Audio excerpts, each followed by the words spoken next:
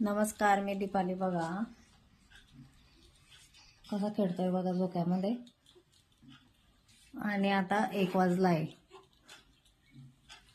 तरी पण माझा अजून स्वयंपाकाचा पत्ता नाही. अजून कपडे सर्वच बाकी आहे बघा.